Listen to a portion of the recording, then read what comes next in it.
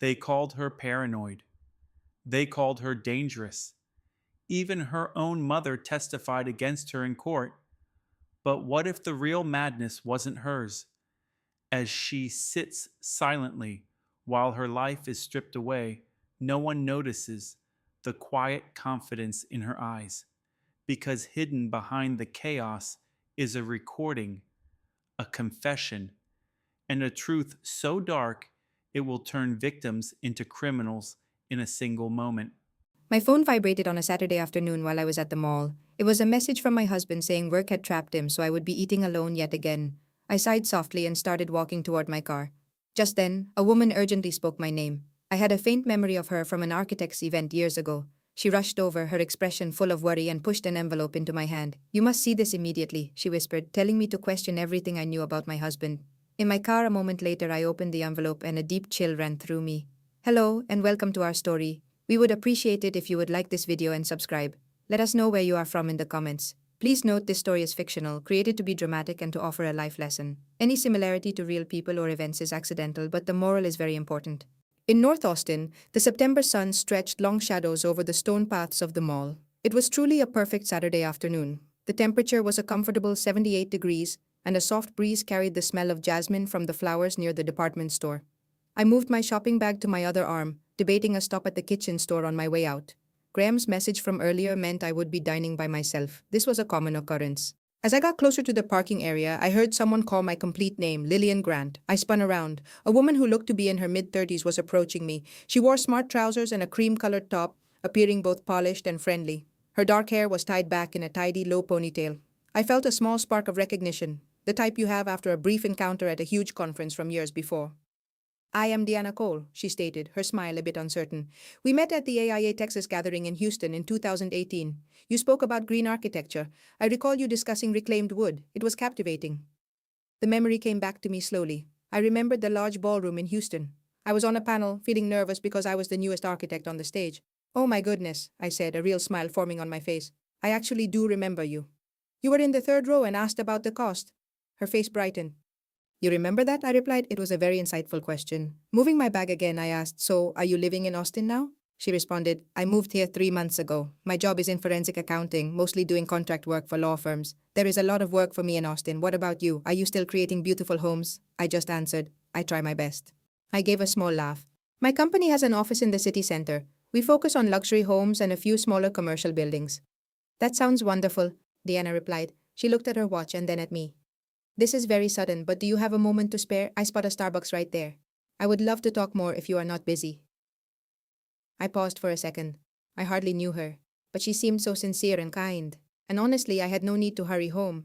Graham was working late yet again. Of course, I said. I would like that. We sat down at an outdoor table under a large green umbrella while our iced drinks started to sweat. Diana began with the usual small talk. How long I lived in Austin, whether I was married, if I had kids. I gave her short answers. I had moved here in 2016 because of Graham's job. We had been married for 8 years. We did not have any children. We are still trying, I heard myself say. It was my standard reply. It showed hope while hiding my personal sadness. Diana offered a sympathetic nod. I can imagine that must be difficult. It is just how things are, I said, sipping my coffee, wanting to switch topics. And your life? Are you married? Do you have children? I have neither, she said, though her smile seemed a little forced. I am very focused on my career. I have also been dealing with some, let's just say, trust issues. Things ended badly a few years ago. I'm still processing it. I'm sorry to hear that. Do not be. I learned a lot from it. She paused, stirring the ice in her cup with a straw. Your husband is named Graham, is he not? What does he do for a living? He manages an investment fund named Hayes Capital Advisors. It is a small company that deals with real estate projects. He has owned it for several years. He was with a larger company in Dallas before that. It sounds like he is very successful.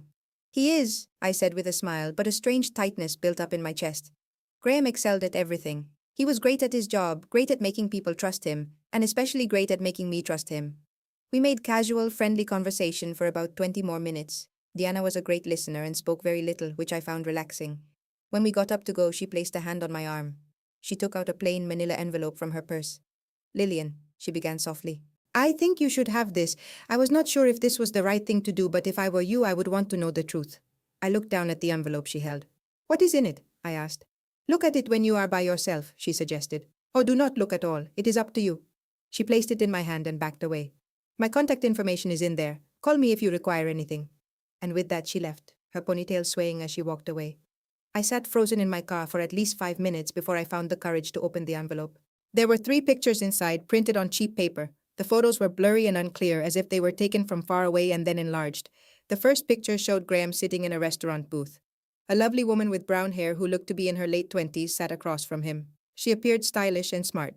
They were both laughing and leaning in close. Her hand was on the table, nearly touching his own. The second photo showed the same woman. Graham was guiding her with his hand on the small of her back into a building I knew well, the Four Seasons Hotel in the city. The last picture was a closer view. A date was stamped in the corner, September 7th, 2024, at 8:43 p.m. just 1 week ago. Graham had claimed he had a late dinner with a client on that very night. My hands began to shake. I placed the photos on the passenger seat as my breathing became shallow and quick. I picked them up again, my gaze locked on Graham's dark gray suit, the exact one I had just picked up from the dry cleaners for him. I saw the watch he had on, the Tag Heuer I had given him for our 5th anniversary. A business card slipped out of the envelope. It just said Deanna Cole, forensic accountant, and had a phone number. My thoughts were spinning. I did not know what to believe or what to do. A part of me just wanted to scream. Another part wanted to laugh because this had to be a horrible mistake, a simple misunderstanding. Maybe she was a client. Their meeting might have been completely professional, but the look he was giving her. My phone vibrated once more. It was a message from Graham. "Will be late. Do not wait up for me. Love you." I looked at his words. 3 days ago, a message like that would have made me feel loved. Now it sounded totally practiced, like he was reading lines from a play. I had to find out the truth. But confronting him now would just result in a denial. He would have a convincing explanation. He was always prepared. I needed proof that he could not deny. My hands were shaking as I started the car and drove out of the parking garage. The pictures were beside me, face down, something I could not stand to see but also could not get rid of. For 8 years I had trusted him completely. For 8 years I believed everything he told me. But now for the first time I questioned everything. I could not sleep. Graham got home a little after midnight. I heard the familiar sound of the garage door opening, a sound that used to make me feel safe. I tracked his sounds through the house, the clatter of his keys on the kitchen island, the soft thud of his shoes by the entrance, the sound of running water from the bathroom. He got into bed next to me and I pretended to be asleep. I kept my eyes shut and my breathing steady, but my mind was wide awake. I smelled something on him. It was faint, but I knew what it was, the scent of a woman's perfume. It was like costly flowers, and it was not mine. I lay there quietly in the darkness, listening to him breathe, while the picture of his hand on her back and her smiling face replayed in my head. The picture was marked September 7th, 2024, the exact night he told me he was meeting a client. By 3 in the morning, I knew I had to act. I slipped out of bed quietly and went to our home office down the hallway. The little room had a view of our backyard. Graham almost never used it as he preferred his main office in the city. I shut the door, flipped on the small desk lamp and started my laptop. I did a search for Deanna Cole, forensic accountant, Austin. Her professional profile was the first result. Her resume was impressive and full of qualifications. She had 15 years of experience looking into financial crimes for both legal and private customers. Her last role was as an analyst for a major accounting firm in New York. She appeared completely legitimate. My stomach churned as I looked at the monitor. Why would a financial crimes investigator be looking at my husband? What was this all about, and why did she mail me those pictures? My thoughts reeled back over the past 6 months. Graham had been different lately. I could not pinpoint a single moment of change. It was more like a series of small shifts in his behavior. He began traveling more for his job. He stayed out late, claiming it was work. He started taking his phone calls in another room. A new kind of silence had settled between us. It felt like he was never truly with me, that his mind was always somewhere else. I had convinced myself it was just stress from his business. He was working to grow his company. But now I had to wonder if I was just making up stories to soothe my own fears. The garage door groaned open at 9 in the morning the next day. I was in the kitchen, faking an interest in the Sunday newspaper. Graham walked in dressed for golf, wearing a polo shirt, khaki pants, and his favorite baseball cap. He gave me a quick kiss on the forehead, poured himself some coffee, and took a granola bar from the counter. "My tea time is at 10 o'clock, he mentioned. "I am playing with Johnson from the investment group. I will be home by 3. "That is great, honey," I said, my voice artificially cheerful. "I hope you have fun." He gave my shoulder a gentle squeeze before he left. I sat perfectly still until the sound of his car disappeared down the block. Then I took out my phone and texted Deanna. "Can we speak? I need to see you." She responded almost instantly. "Meet me at the coffee shop on South Lamar. 11 o'clock, please come alone." The place she chose was Cosmic Coffee, a popular Austin spot known for its unusual art, local vibe, and very potent coffee. When I got there, Deanna was already sitting at a small table in a quiet corner, far from the weekend buzz. She eyed me cautiously as I approached. "I appreciate you meeting me," I began as I took a seat across from her. Of course, she replied, her hands neatly folded on the table. I was not certain I would get a call from you. I almost did not, I admitted, taking a shaky breath.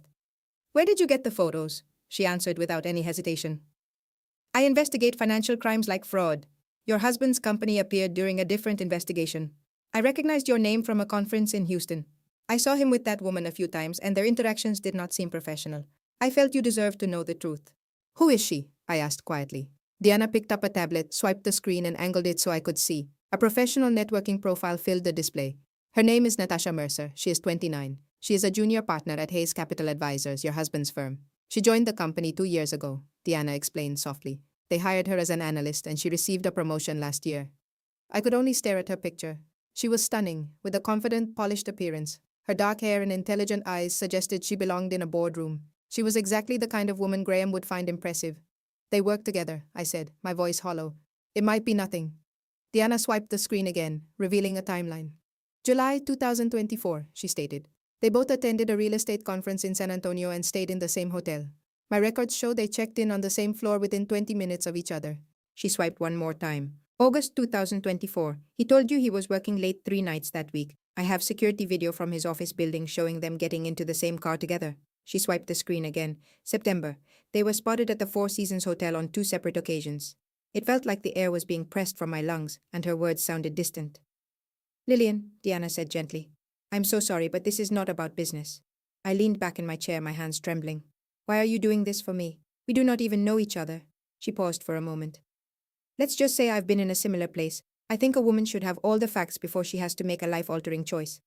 Her tone hinted at a painful past I knew better than to ask about. So what do I do now? I asked. Let me help you investigate quietly, she offered. We can get all the information before you confront him. We can look at bank records, emails, everything. I was hesitant. The situation felt unreal. Just yesterday my life seemed normal. Now I was sitting with a stranger, plotting to investigate my own husband. All right, I finally agreed, but there is something I have to do myself first. The drive home was a blur as thoughts swirled in my head. I walked into our home office and logged into our joint bank account. Nothing seemed out of place. I saw our mortgage payment, the utility bills, and charges for groceries. Then, I tried to access my personal trust fund account, an inheritance from my grandmother 5 years ago. The balance was $850,000. I had hardly ever used it. Graham insisted we should let it grow while he managed the portfolio. This time, however, a message popped up on the screen. Access denied. Please contact your financial institution for help. My heart began to race as I read the words again. I attempted to log in a second time and got the same result. I immediately dialed the bank's customer service number. My name is Lillian Grant. I am unable to access my account ending in 4739. Please hold, Mrs. Hayes. I could hear keyboard clicks on the other end. It appears your account needs in-person verification because of some recent transactions. Could you come to the branch on Monday morning? The agent asked. What kind of transactions? I insisted. I am sorry, I cannot provide those specifics over the phone. We can go over everything with you when you arrive. I ended the call with a shaky hand. Why would I be blocked from my own money? Graham managed all of our financial matters. He was much better with that sort of thing than I was. But the account was in my name, right?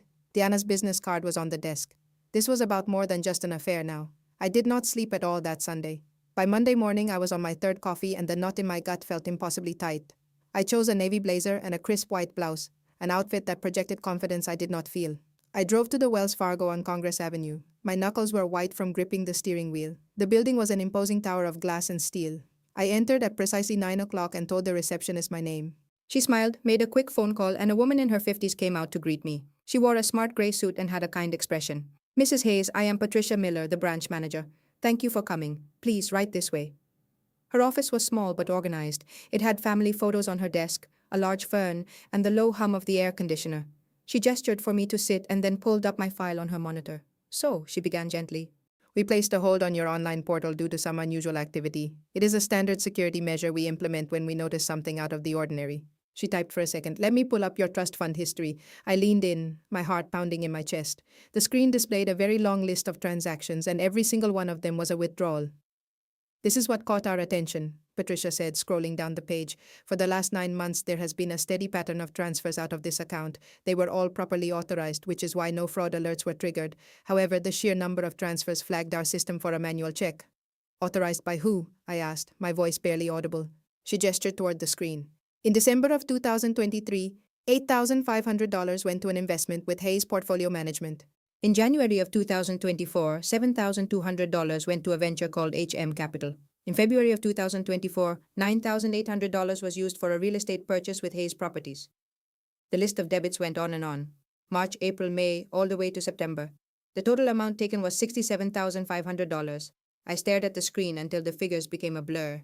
I did not approve any of these, I managed to say. Patricia's professional look changed to one of deep concern. Our files indicate they were all processed using a power of attorney you signed back in 2018. What? I was speechless. No, that is not right. I signed the document in 2018, but Graham said it was so he could manage our investments more easily while I was focused on my job. It was a specific type of document. It only gave him permission to move funds between investment accounts, not to withdraw them. Patricia stopped, then reached into a drawer and took out a file. This is the document we have on record, she said, pushing it toward me. It was a general power of attorney. I scanned the first page of dense legal text. Then I saw it on the second page, my own signature at the bottom. It was my handwriting, my exact loop and curl, but I did not remember signing anything like this. I looked back at the first page and read the text again, this time with intense focus. This is a general power of attorney. That is wrong. I only ever signed a limited one. A grave expression came over Patricia's face. Mrs. Hayes, this document was certified with an official notary seal. It has been active in our system for 6 years. She pointed to the signature on the bottom of the page. The notary is Natasha Mercer. Her commission number is 87392 for the state of Texas. I felt like all the air had been punched out of my chest. That's his co-worker, I said, my voice barely a whisper. The woman in those pictures. Patricia gently closed the folder. Perhaps you need a moment to yourself to take this in. No, I answered, sitting up a little taller. I need copies of absolutely everything, every single transaction, every last document. Of course, she said, then she hesitated. Do you want to file a fraud claim? I thought about it for a moment. If I reported the fraud, the bank would lock his account immediately and Graham would know I had discovered his secret. Not right now, I told her. I need to understand the entire picture first. I barely made it to my car before my body started to shake. I just sat there, the folder of bank records on my lap, staring at the total amount. $67,500. Every last cent was gone. He had slowly taken it all over the past 9 months. The withdrawals were small, designed not to set off any alarms, but they were all part of a careful, calculated plan. He was stealing from me the entire time we were together. My phone buzzed. It was a text from Graham. Morning, my love. My meeting with the client is running late. You should go and grab some lunch. I just stared at his words. They seemed so normal, so everyday, as if he had not just stolen $67,000 from me. This was so much worse than just an affair with a co-worker. My hands trembled as I dialed Deanna's number. She answered on the first ring. It's more than just an affair, I said, my voice breaking. He took money from me, $67,000. Where are you right now? I'm at the Wells Fargo downtown. Don't move, do not call him. Don't do a single thing. I'll be there in 10 minutes. Then she hung up. I sat in my car, clutching the folder, feeling the weight of our 8 years together completely crush me. I had given him everything I had. He had my body, my heart, my future, and my money, and he had been lying to me from the very beginning. A notification popped up on my phone. It was from Graham's mother, asking if we were still coming to dinner on Friday. I just swiped it away. I felt like I didn't know this man at all. Maybe I never did. 10 minutes later, a silver Honda pulled up next to my car. Deanna got out, walked to my door, and tapped on the window. I unlocked it, and she slid into the passenger seat. Let me see everything, she said. I handed her the folder. She went through the papers, her face getting harder with each page she turned. She stopped when she got to the power of attorney form. Natasha Mercer, she said under her breath. She's a notary, but I would bet anything she doesn't have a legitimate license. How did he do this? He switched the documents, I told her. The version I signed was very limited. He must have replaced the pages and had his mistress notarize the fake one. Deanna looked up and met my eyes. Lillian, before this goes any further, I have to tell you something. I held my breath. There is a very high chance this is not the first time he has done this, she said, and you are probably not his first victim. Her words hung in the air between us like sharp icicles. What are you talking about? She closed the folder and turned her body to face me. I'm saying Graham Hayes has a system, and if we're going to get him, we have to find the other women. Deanna lived in an apartment over in East Austin. The area was filled with small houses and apartment buildings, with coffee shops and taco stands on every corner. Her place was small, with one bedroom, a tiny kitchen, and a living room that could just about hold a couch and a coffee table. But it was not the size of the apartment that I noticed when I walked inside. It was the wall. One entire wall of the living room was covered by a giant corkboard. It was packed with papers, photos, and charts. Red strings connected one piece of information to another. It looked like something straight out of a police drama on television, but this was not a show. This was my life. Please, sit down, Deanna said, motioning to the couch. But before I tell you all this, I need you to promise that you will listen to everything I have to say before you speak. I nodded slowly, my mouth feeling as dry as sand. Okay. She picked up another folder from the coffee table and handed it to me. This is Natasha Mercer, age 29, a junior partner at Hayes Capital since 2022. She paused for a moment, but that is not her whole story. I opened the folder. The very first page was a marriage certificate. It was issued in Clark County, Nevada, and dated June 14, 2012. The names on the certificate were Graham Michael Hayes and Natasha Ann Sullivan. I stared at their names, but my mind just could not process what I was seeing. He was married to her. That's right, Deanna said. She reached over and flipped to the next document in the folder. It was a certificate of divorce. And they were officially divorced in October of 2015. I looked at her, completely confused. He told me I was the first person he had ever really loved. He swore to me he had never been married before.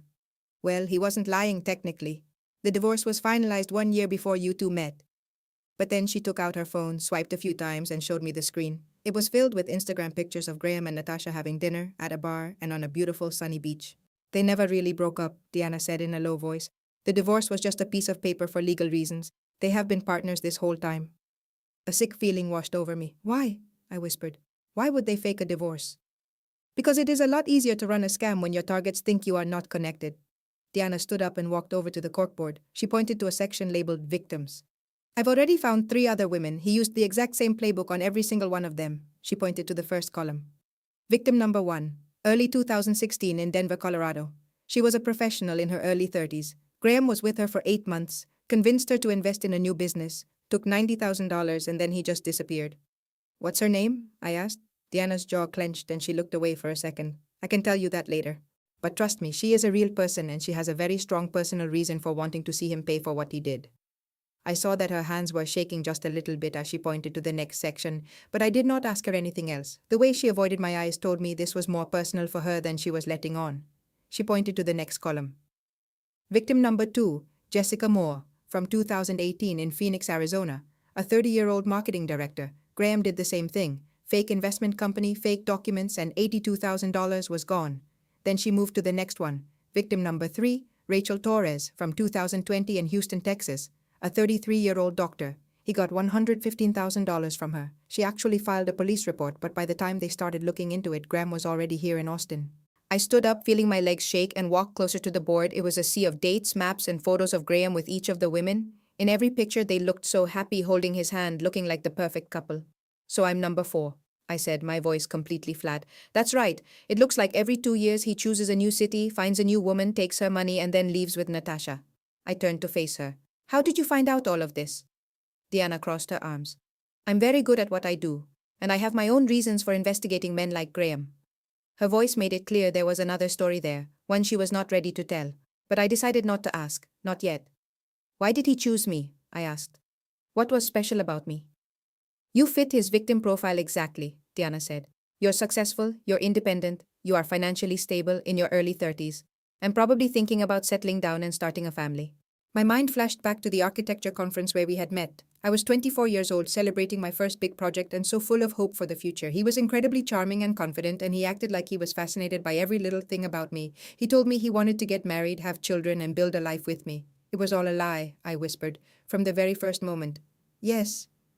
I sank back down on the sofa, my hands shaking. 8 years. I had spent 8 years of my life with a man who looked at me and only saw a business opportunity, a target. I was nothing more than that. Lillian, Deanna said, sitting down next to me. This is bigger than the local police. We are looking at a case of interstate fraud with victims in multiple states. We need to report this to the Federal Bureau of Investigation. The FBI? I stared at her, my chest feeling tight. I just need a little time to think. This is my husband, my life we are talking about. I get it, she said, her voice softer. But you have to think about the other women. And you need to think about who his next target might be. I closed my eyes. She was right. I knew she was right.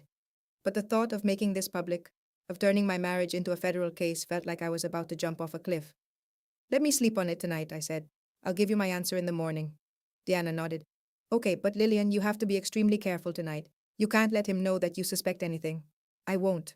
I drove home in a total daze. The city lights were just a blur outside my car window. When I pulled into my driveway, I saw that Graham's car was already there. I watched him from the kitchen window as he chopped vegetables and hummed a song. He looked so ordinary, just like the man I thought I married. In a few moments I would walk through that door. I would smile and ask about his day, and he would tell me another lie. For 8 long years, every day had been a lie. How much longer could I fake this life? When Tuesday morning came, my decision was made. I waited for Graham to leave for his so-called early client meeting. Then I called Deanna. She answered on the first ring. Arrange the meeting with the Federal Bureau of Investigation, I said. I am going to do it. After a brief silence, she asked, Are you completely certain? Yes. I took a deep breath. I cannot forget about Rachel, Jessica, and the first woman in Denver. If I stay silent, he will just find another woman to hurt. All right, Deanna said softly. I will arrange the call. Can you meet this afternoon? Yes. Be at the Federal Bureau of Investigation field office at 2 o'clock. I will text you the address. The office was a plain building on the north side of Austin, made of concrete and dark glass. I parked in the visitor lot that Tuesday afternoon. I showed my driver's license to the security guard. An agent then led me to a conference room on the third floor. Deanna was already sitting there with a man in his early 40s. He had dark hair, a nice suit, and a tired face that looked like nothing could surprise him. Mrs. Grant, he said, standing up to shake my hand. I am Special Agent Michael Torres from the Financial Crimes Unit. Thank you for coming in. I shook his hand and sat down. My palms were sweating. Miss Cole has given me an overview of the situation, Agent Torres said as he opened a folder. But I need to hear the full story from you. Please begin from the start. So I told him everything. The photos that Deanna showed me, the $67,500 that vanished from my inheritance, the forged legal paper that was notarized by Natasha Mercer, the clear pattern of victims in cities like Denver, Phoenix, Houston, and Austin, the secret marriage to Natasha, the fake divorce that followed, the social media photos proving they were never apart. Agent Torres just listened and took notes without any expression. When I finished, he leaned back in his chair. Miss Cole mentioned she has been giving us information about your husband's company for the last 18 months. I turned to Deanna. Is that right? 18 months? You have been looking into him for that long? Deanna's face grew tense. I will explain everything later. Agent Torres needs to stick to the facts for now. Agent Torres shuffled through the papers in his folder. Mrs. Grant, we started an investigation into Hayes Capital Advisors in mid-2023. 3 separate clients complained to the Securities and Exchange Commission that their investment profits disappeared. Your husband paid them off privately each time, so the complaints were withdrawn. We suspected he was silencing them, but we couldn't prove it. He slid a paper across the table toward me. Your story, combined with the pattern of victims Miss Cole discovered, gives us enough for a federal search warrant. I looked at the paper. You are going to raid his office. It was scheduled for Thursday morning at 9 o'clock. Torres's voice was calm and professional. He said I had to pretend everything was normal until that time. He asked if I could manage that. I pictured our usual routine, making dinner and sleeping beside him as if I knew nothing. I told him yes, I could do it. Wednesday was the hardest day of my life. I went to work, sat through meetings, and replied to emails. When I got home, Graham was in the kitchen with a glass of wine, cooking pasta. He smiled and said, Hi, my love, how was your day? It was good, I answered with a bright voice, putting my purse down. Just very busy. He came closer and gave me a kiss. You seem a bit stressed. Is something on your mind? I said, No, just a major deadline at work. He replied, You need to learn how to relax more. He poured me a glass of wine. I love you, he said. I forced a smile. I love you too. The words felt heavy and false. Graham wanted to be intimate that night. I just went along with it, feeling numb and empty, my thoughts far away. He fell asleep right away with his arm wrapped around me. I lay there staring into the darkness, listening to his even breathing beside me. I could not stop wondering who this man sleeping next to me truly was. Thursday morning was gray and cool. Graham left for his office at 8:30, just as he always did, kissing my forehead as he left. I waited for 10 minutes, then texted Torres. He is at the office. At exactly 9 o'clock, my phone rang with an unknown number. Mrs. Grant, this is Torres. We are serving the warrant now. Your husband might call you. It is very important that you stay calm. Act shocked. Okay. I sat on our sofa, my hands trembling as I stared at the clock. 9:15, 9:20, 9:25. At 9:30, my phone rang. It was Graham. I took a slow breath and picked it up. Lillian. His voice was high and panicked, completely different from his usual calm and controlled tone. The Federal Bureau of Investigation is here at my office. They are taking everything, the computers, the files, even my phone. There are agents all over the place. What? I asked, forcing my voice to sound stunned. Why? What is going on? I have no idea. They claim it is about an old client, Thompson, from that investment group. They are making a huge deal out of nothing. My lawyer is coming. This is just a huge mistake. Are you okay? I am fine. Do not worry. It is a big misunderstanding. This will all be sorted out in a couple of days. Okay, I said in a quiet voice. Just get home when you can. He ended the call. I put my phone down, but I could not get my hands to stop shaking. It had begun. Graham came home that night in a fury, pacing our living room like a trapped animal. His tie was loose, his hair was a mess, and his face was flushed with anger he was trying to hide. They humiliated me in front of my whole team, he said, his voice strained. A dozen agents just walked in like I was some big criminal. They threw everything into boxes. They made my staff stand outside during the search. What are they looking for? I asked, keeping my voice gentle and concerned. Some former client is saying I mismanaged his portfolio. It is absurd. The guy is just angry he lost money when the market turned. He understood the risks. I watched him lie so effortlessly, his face appearing truthful and confident even in his rage. A cold feeling settled deep in my stomach. I hope this is settled soon, I said. It will be, he answered, running a hand through his messy hair. My lawyer said they do not have anything against me. This whole thing will be over in a week. He then pulled me into a hug, squeezing me tight. I am so sorry you have to deal with this. I just shut my eyes. It is okay. But it was not okay. Late that night, long after Graham was sound asleep, my phone buzzed on the nightstand. It was a text from a blocked number. The accountants have started. Early results confirm your husband's company is a Ponzi scheme. We have identified at least 40 victims. Meet me tomorrow at 9 in the morning in my office. Come by yourself. Do not tell anyone. Torres. I read the text message 3 times, my heart hammering against my ribs. 40 victims. This was so much bigger than just me. It was bigger than the other 4 women Diana had discovered. Graham had been operating a Ponzi scheme for many years.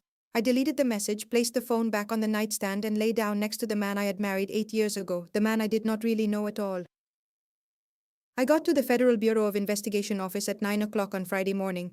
My hands were still shaky from the night before. I had hardly slept after reading the text from Torres about the scheme, the 40 victims, and the true scale of Graham's crimes, which were far worse than I had ever imagined. Agent Torres led me into the same conference room. Diana was already at the table. Her face was very pale, and her eyes were red and swollen as if she had been crying all night. Mrs. Grant, Torres said, motioning for me to sit. Our forensic team discovered something in the papers we took from your husband's office on Thursday. I believe you should see this. He slid a simple folder over to me. My fingers shook as I opened it. Inside was a medical record, a bill, notes from a medical procedure. The paper felt thick and official. Phoenix Men's Health Clinic, May 17, 2013. Procedure vasectomy. Patient Graham Michael Hayes. His birth date was covered in black ink. The total charge was $850, paid with a Visa card ending in 4729. I stared at the page as the words blurred together and my vision narrowed. Does your husband have any ongoing health issues that you know of? Torres asked. His voice was soft but firm. No, I replied. My voice sounded distant and hollow, like it belonged to someone else. He is perfectly healthy. He has always been perfectly healthy. Why would you ask me that? This is an invoice from a clinic in Phoenix. It is for a vasectomy performed in May of 2013. The name, birth date, and social security number all belong to your husband. The address on the bill is an apartment he had in Phoenix at that time. I looked from the document to his face as a heavy weight pressed down on my chest. That is impossible. We have been trying to have a baby for years, since 2018. He would never do that. He could not. Diana spoke softly, her voice thick with tears. Lillian, I discovered this when I was looking at his financial records from Phoenix. A payment on his credit card led to a medical record. I am so very sorry. I insisted, my voice getting louder. It has to be a mistake. It could be another Graham Hayes, or maybe his identity was stolen. Torres simply shook his head slowly. The social security number and the billing address are a match. We checked everything with the clinic. It is your husband. He had the procedure done 3 years before he met you. I hardly remember the next few minutes. Torres continued talking about finances and deceit and other proof, but I could not process any of it. A loud hum filled my ears as if I were underwater. Graham had a vasectomy in 2013, a full 3 years before we met at that architecture conference in Houston. It was 3 years before he promised to spend his life with me, to start a family, and to grow old with me. My thoughts raced through the last 8 years. Every single memory was now stained with a fresh, sharp pain. Each moment felt like a new lie. In 2018, just 2 years after we married, I suggested we see a fertility doctor. We had tried for a year, carefully tracking my cycle, but nothing happened. Graham just kissed my forehead and said, "Let's give it a little more time, honey. Do not put so much pressure on yourself. Stress can affect these things." I just nodded. I trusted him without question. I thought he was just trying to be sweet. One evening, Graham came home holding a piece of paper. It was a lab result for a sperm analysis. He looked so sad. It indicated a low sperm count. He said the doctor told him it was just from stress and was nothing to worry about. We just had to keep trying. I believed him. I held him and told him it would be all right. We would not stop trying. I felt a pang of guilt, starting to think that I might be the one with the problem. Later in 2022, 6 years into our marriage, I suggested we try in vitro fertilization. We could afford it. We had choices. My friends were doing it. Graham just frowned. "In vitro is so costly and hard on you, Lil. Let's just keep trying. We are not too old. We still have time." So I went along with it. I trusted that he knew what was right for us. In 2024, 8 years into our marriage, I had my 32nd birthday in June. My own doctor kindly reminded me that a woman's fertility begins to decline after 35. If we wanted a family, we had to act soon. I mentioned it to Graham during dinner one night. Maybe we should finally see a specialist, just to make sure there are no problems. He smiled and took my hand from across the table. Soon, I promise. After this big project at work is done, I want to focus completely on our family, without all this stress. It was always soon, always after something else, always one more excuse to put it off. And I fell for every single one of them. Mrs. Grant. I blinked and saw Torres watching me. His face was professional, but his eyes were kind. My voice was strained as I said, "The lab report. He gave me test results 4 years ago. They were supposed to show he had a low sperm count." Diana leaned in. "Do you still have that report?" My voice was flat. "I keep all of our important papers. It is in the filing cabinet at home." Torres gave a single decisive nod. "Could you bring it to us today? Our lab needs to examine it. I have a feeling it might be forged."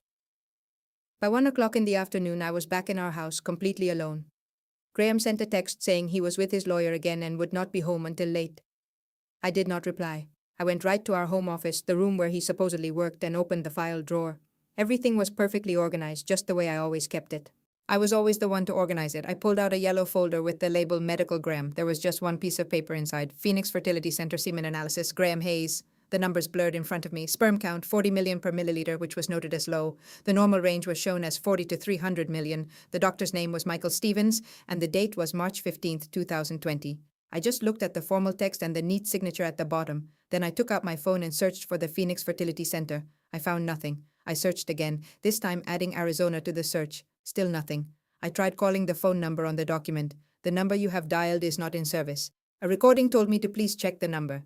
I drove back to the Federal Bureau of Investigation building with the report in a plastic sleeve. My hands felt disconnected from the steering wheel and my mind was a complete blank. Torres was waiting for me at the entrance and led me directly to the forensics department. It was a sterile white room on the second floor full of computers and strange machines. A woman who looked to be in her 50s with short gray hair and a lab coat took the paper from me. She scanned it, then fed it into a machine that glowed with infrared light. I sat on a hard plastic chair and waited. After about 30 minutes, she finally looked away from her computer. "This is a fake," she said, her voice completely neutral. "The template was downloaded from the internet, likely from a site for medical forms." She pointed out that it was completed on a personal computer and printed on a regular inkjet printer, not a commercial one. She zoomed in on the document on her screen so I could see it. "Do you see this?" she asked, gesturing at the screen. "The doctor's signature is just a scanned image that was cut and pasted onto the page." She then typed into a database. "And there is no such thing as the Phoenix Fertility Center. It never existed. There is no record of it with the Arizona Medical Board, no business license, nothing." Torres then looked directly at me. "Your husband created this document to fool you into thinking he had been tested. He did it so you would keep trying, so you would keep holding on to hope." I fell back into the chair, my knees giving out. We were in the conference room again when Diana gave me a bottle of water. "Breathe," she said softly. "Just try to breathe." But it felt like I was suffocating. 8 years, I whispered. For 8 years, I truly believed we were trying to start a family. I had blamed myself every time a pregnancy test was negative. I was convinced it was my body, my age, my own stress. My voice broke. "He had a vasectomy before we even met. He never intended to have children with me. He lied to me from the very beginning." Diana placed a gentle hand on my arm. "I know. I am just so terribly sorry." I looked at Torres through my tear-filled eyes. "Why? Why would he do such a thing? Why marry me if he did not want to have a family?" Torres's face was serious. "Because children introduce complications, Mrs. Grant," he answered. "There is child support, custody arguments, official documents, and DNA. Men like your husband try to avoid those kinds of complications. They prefer a clean exit." A clean exit? As if our entire marriage was just some kind of business deal, something he could use and then discard when it was no longer useful. I remembered all the times I had cried alone in the bathroom after seeing another negative test result. I remembered blaming my own body and my own stress. I carried that heavy weight for years, thinking I was the reason, that I was failing him and our marriage. And all that time it was nothing but a lie. Every single thing he had ever said, every single promise he had ever made, was a complete falsehood. Torres walked me to my car as the sun started to dip below the horizon, creating long shadows in the parking lot. The sky was a stunning mix of orange and pink, but it looked all wrong, completely out of place in the nightmare my life had become. "Mrs. Grant," he said in a low voice, "there is one more thing we need to talk about, but I wanted to let you process this first." I turned to him, feeling empty and exhausted. What more could there possibly be? He waited a moment. "It is about Diana. It is about the real reason she started investigating your husband." I could not return to my house. The idea of walking in that door and facing Graham, of trying to act like everything was normal, was simply not possible. Not right now. I sat in my car for 10 minutes just staring at my phone. Then, I began to type a text. Graham's reply was immediate. I am at Rebecca's tonight, having some girl time. I need space. Okay, love, feel better. I love you. I saw the little red heart he sent. That symbol once brought me joy. Now it felt like one more lie among many. I put the car in drive and went east. Diana opened her door before my hand could even knock. I had a feeling I would see you tonight, she said gently. I went inside. Her investigation wall was still there, covered in photos, notes, and strings connecting all the pieces. It seemed darker now, more menacing and real. I collapsed onto her couch, feeling my legs give out. I do not recognize myself anymore, I said, my voice hollow and foreign. My whole life has been a complete lie. Diana returned from her kitchen with 2 hot mugs of tea. She sat in a chair across from me, her expression hard to read. I can imagine what you are feeling. Can you? I stared straight at her. Agent Torres said you had something more to tell me. She placed her mug on the table and I saw her hands shake just a little. I have been trying to find the right way to say this, but there is no good way to deliver this kind of news. I just told her, after the day I have had, just say it. She breathed in slowly and deeply. You know, I told you I investigated Graham for 18 months? That was not the whole story. I have been investigating him for almost 8 years. I could only stare. 8 years? That is the length of our marriage, she said quietly. I am aware. A dreadful, icy feeling began to creep into my chest.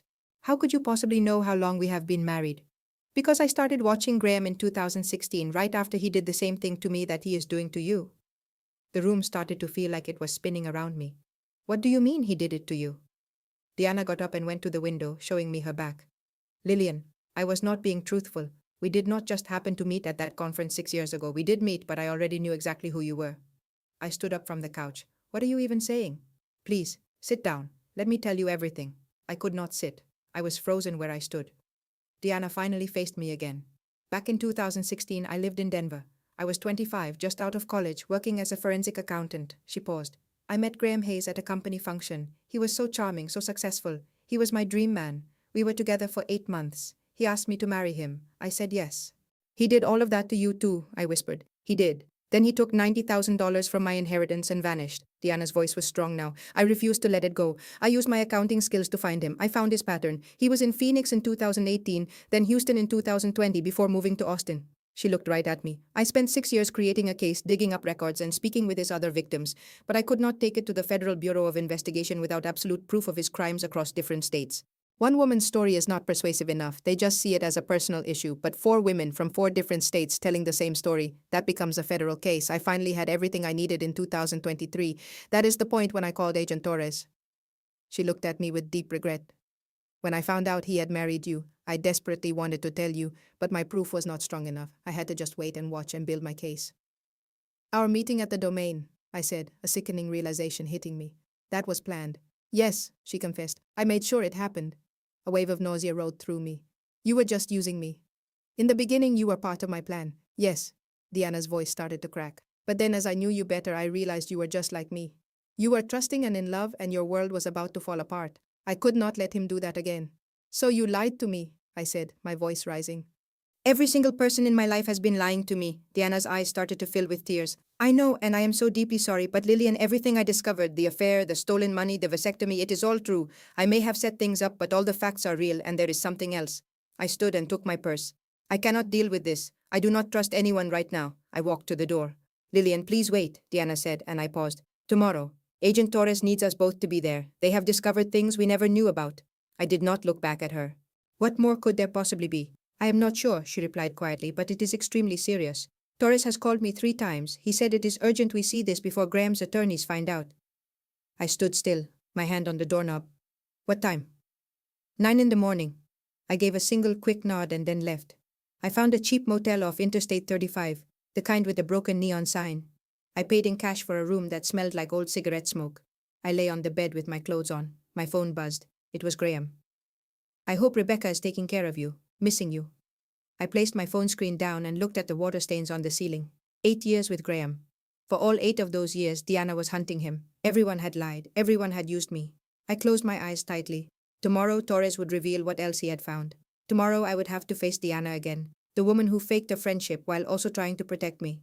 Tomorrow, I would discover the true depth of this nightmare. But for tonight, alone in this miserable motel room, I let myself finally cry. I did not sleep at all. I stayed on top of the bedspread, still dressed, just staring at the ceiling until the morning light filtered through the cheap curtains. At 8:30, I drove back to the Federal Bureau of Investigation headquarters. My hands were firm on the steering wheel. The anger was gone. In its place was just a cold, empty feeling. Torres was waiting for me in the lobby. "Mrs. Grant, I appreciate you coming back. You said you had new information." "I do," I replied as he led me to the elevator. "Miss Cole is already upstairs waiting for us."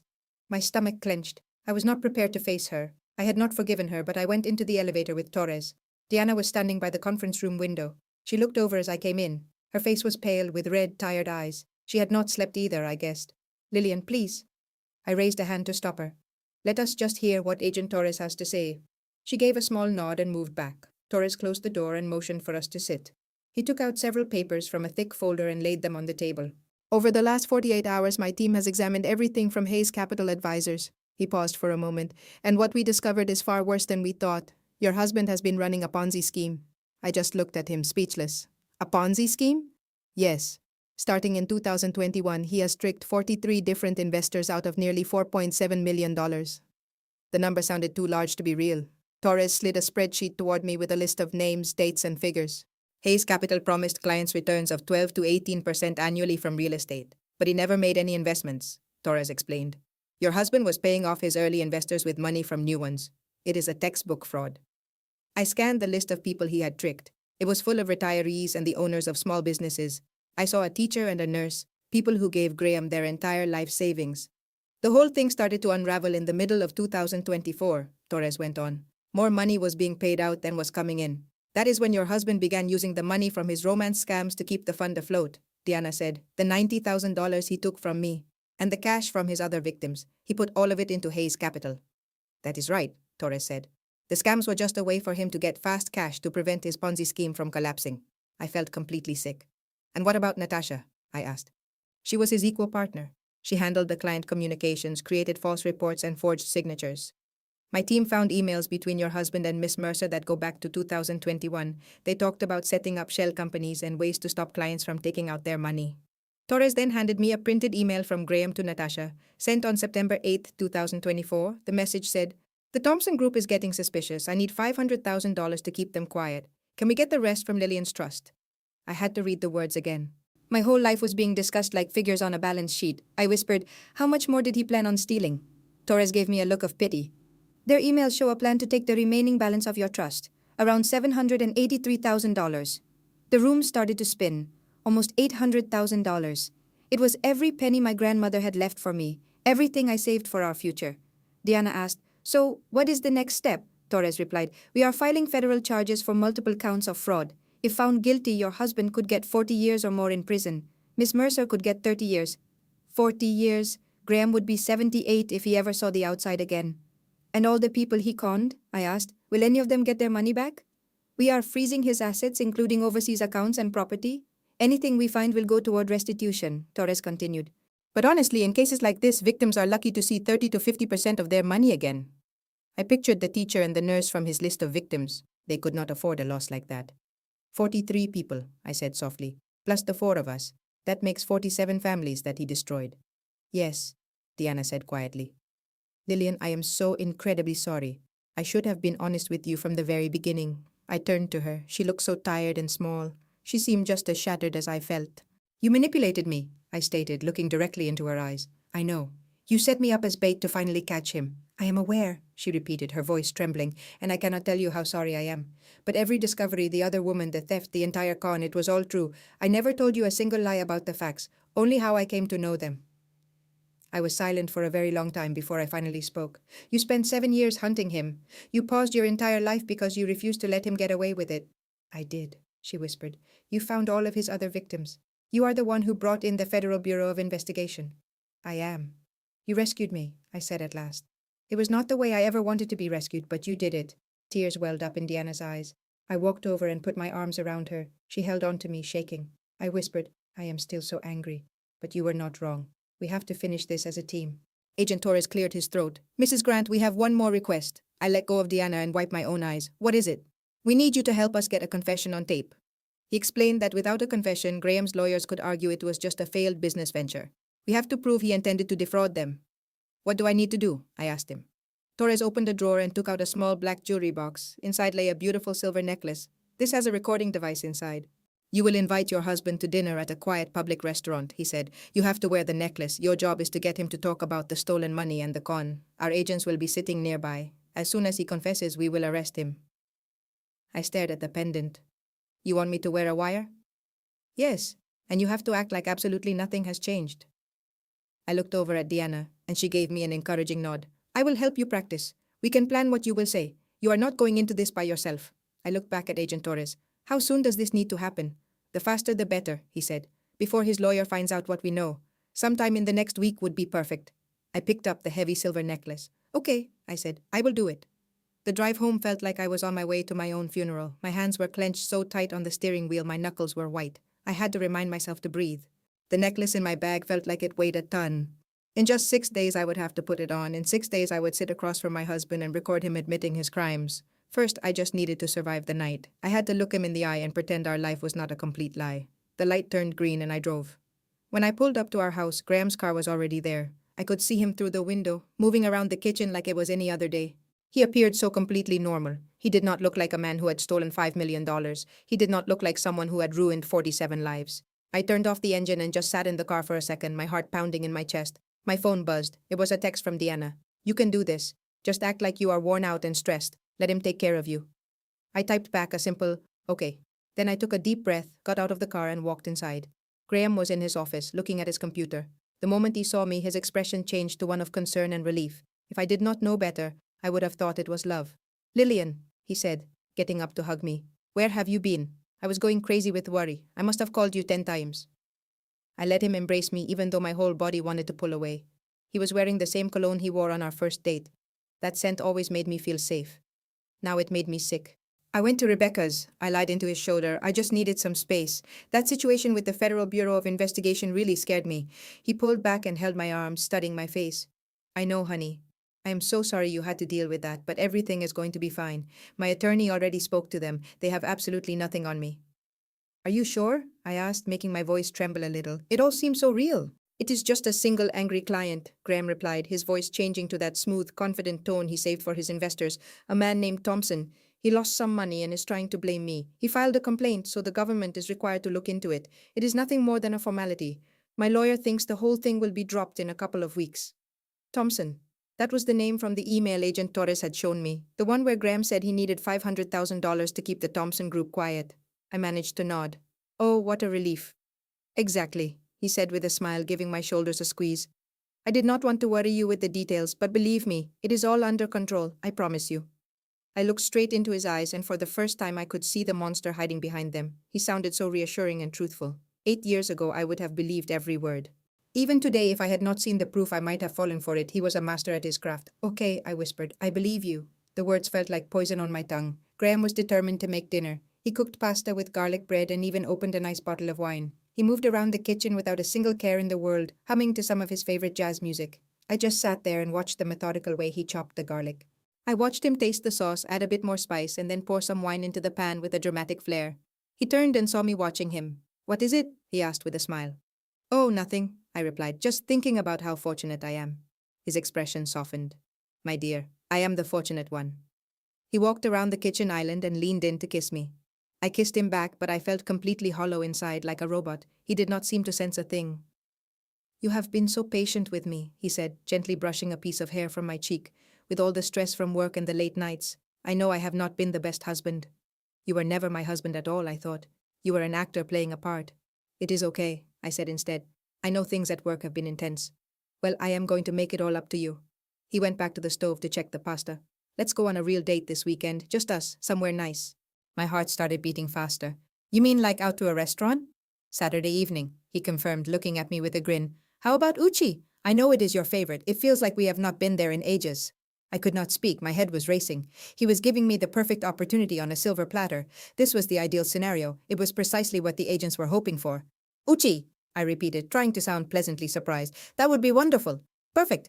I will book a table for 7:30. We will get dressed up, drink some sake, and eat too much sushi. He served the pasta and set my plate in front of me with a little show. It will be just like the old days. Except there were no old days. It had all been an act from the very beginning. Even so, I was able to produce a smile. I cannot wait. After we ate, Graham turned on a basketball game. I told him I had to answer some work emails and went up to the bedroom. I shut the door, sat on the bed, and sent a text to Diana. He invited me to dinner. Uchi, this Saturday at 7:30. It was his idea. Her reply was instant. Perfect. Torres will be so happy. Now we have 6 days to get you ready. How are you holding up? I looked at her message for a second. I am not sure. This is so much harder than I expected, watching him lie to my face. Diana texted back, I know, but you are doing great. It will all be over in 6 days. I hoped she was right because 6 days felt like a lifetime. I deleted our conversation, washed my face, and went back downstairs.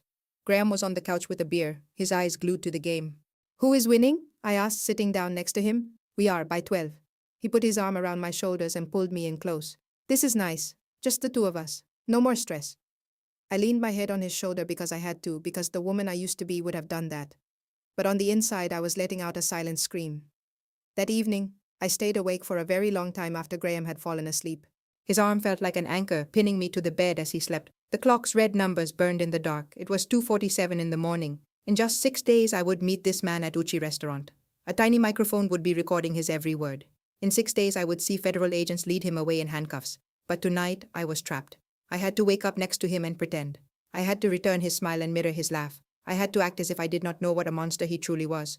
Only 6 days. That is 144 hours. I could handle that. I had been through worse. I shut my eyes, making a promise to myself about my future. After they arrested Graham, after everyone knew the truth, I would never let anyone make me feel this powerless again. Just 6 more days until I could reclaim my life. 6 days until I could start over. I could do this. I absolutely had to. On Sunday morning, I drove to the Federal Bureau of Investigation by myself. Graham believed I was meeting an old college friend for brunch. It was just one more lie, one more performance. I was becoming very good at this. Agent Torres was waiting for me in the lobby at 9 o'clock. He asked, Mrs. Grant, are you ready to begin? I was not ready at all, but I nodded my head yes. The training room was small and had no windows. Inside there was just a table, 2 chairs, and a wall filled with strange-looking equipment. A woman who looked to be in her 30s with dark hair stood near the table holding a small jewelry box. Torres introduced us. This is Special Agent Lisa Morgan, our technical expert. She is going to show you the equipment. Agent Lisa smiled, but the warmth did not reach her serious eyes. Mrs. Grant, this is the recording device for Saturday night. She opened the box, revealing a delicate silver necklace on a fine chain. It looked simple and elegant, like something I would choose to wear for a special dinner. But this was an instrument, not just a piece of jewelry. Your voice activates it, Lisa explained, lifting it out carefully. It can record up to 8 hours of clear audio. The microphone is concealed right here. She pointed to a tiny hole in the pendant. This little dot shows the battery life, but it is completely invisible unless someone is actively searching for it. She then passed it to me. The necklace was heavier than I had expected. Why do not you put it on? Torres suggested. You should get used to the feel of it. I fastened the clasp at the back of my neck. The metal was cool against my skin as it settled just below my collarbone. All right, Torres said, pulling a chair closer. Now let us review what you need to say. We practiced for the next 2 hours. He sat across from me, asking questions and teaching me how to guide the conversation without making Graham suspicious. Begin by telling him you are concerned, he instructed. You are worried about your finances. You notice some withdrawals that you never approved. Be emotional, but do not sound like you are accusing him. I nodded and took notes. He is going to try and change the subject. When that happens, you need to gently bring him back. Say things like, but I am just so confused. Or can you please help me understand this? Make him think he has all the power, that he is just calming you down. What if he refuses to talk? I asked. What if he just shuts down? Torres leaned forward. If he does that, you change your approach. You bring up Natasha and the affair. Men with egos like your husband cannot stand it. They have to explain themselves when they believe they have outsmarted someone. What exactly do you need him to admit to? 3 things, Torres answered, holding up 3 of his fingers.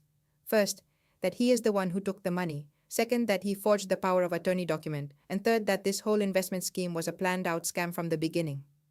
He might not use those exact words, but he has to admit what he intended to do. The intent is what makes it a federal crime.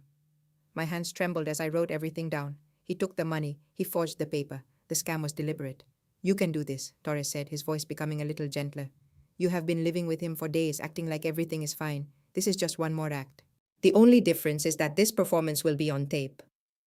Later that Monday afternoon, I went over to Diana's apartment. She had turned her living room into a practice stage with 2 chairs facing each other. She had even found a prop menu from Uchi.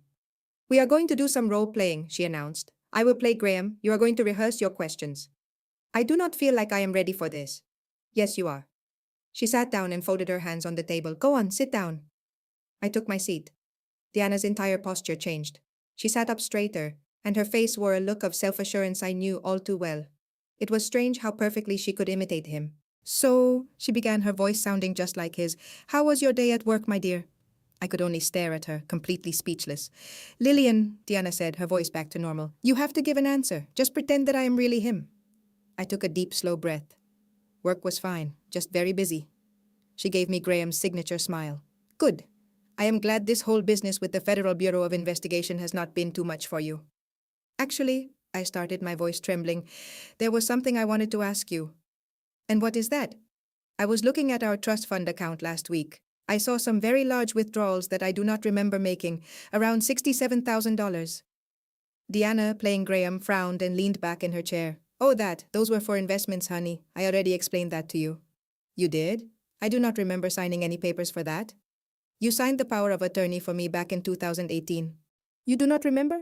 I hesitated. Agent Torres said to be gentle, but all I wanted to do was scream. Diana dropped the act. That was really good, but when he says that, you cannot back off. Seem confused, not mad. I should say, but I only signed a limited power of attorney, I cut in. Not a general one. She nodded. Exactly. Keep that same energy. Make him explain himself. Force him to lie. We practiced for 3 hours without a break. I was completely exhausted by the end. I had cried 2 times. The first was when Diana's Graham called me naive.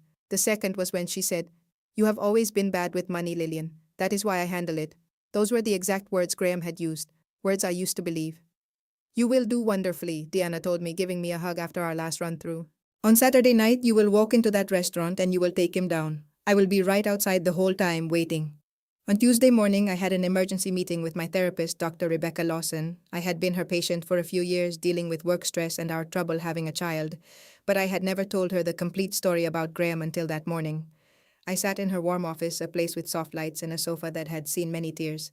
I told her the whole story. I told her about his cheating, the stolen funds, the vasectomy, the scam, and the wire I would be wearing in only 4 days. Dr. Lawson listened without a word, her expression showing its usual calm patience.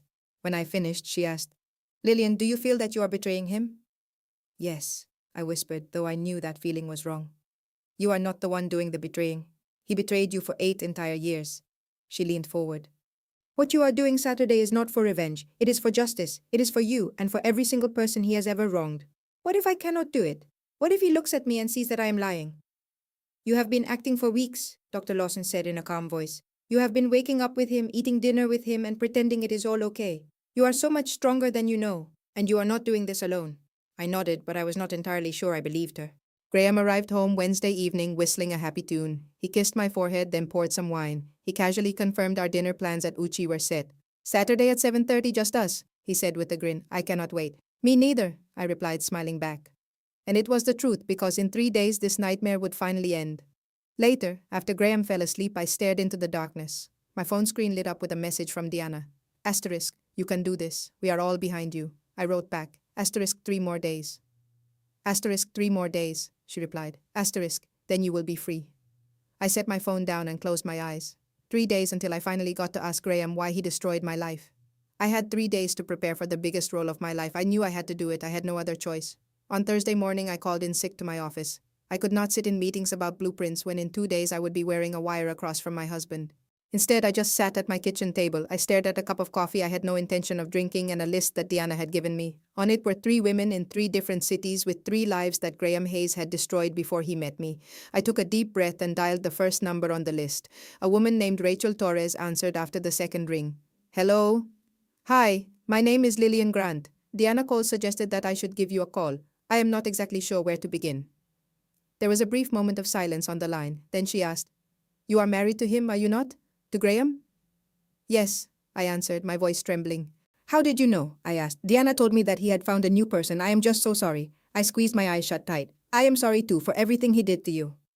Rachel's voice sounded steady and distant. It was the voice of someone who had learned how to share her story without falling apart. It was in Houston back in 2020. We dated for 8 months. He asked me to marry him on my birthday. 3 months later, he disappeared with $115,000 from my savings account.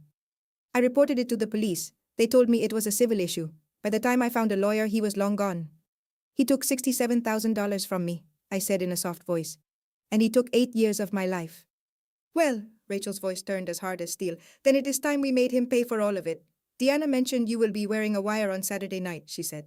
And that the Federal Bureau of Investigation will be there to take him into custody. Yes. Good. When you are sitting with him, look him directly in the eye. Think about every woman he has lied to and every promise he has broken. You need to get that confession for all of us. I will, I whispered. You have my word. 1 hour later, I was on a video chat with Jessica Moore. Her face came on the screen. She had dark hair and sharp eyes with her small Phoenix apartment visible behind her. She appeared younger than 36, but her eyes told a different story. Lillian, hello. Thank you for agreeing to do this. Of course, she replied, moving a strand of hair from her face.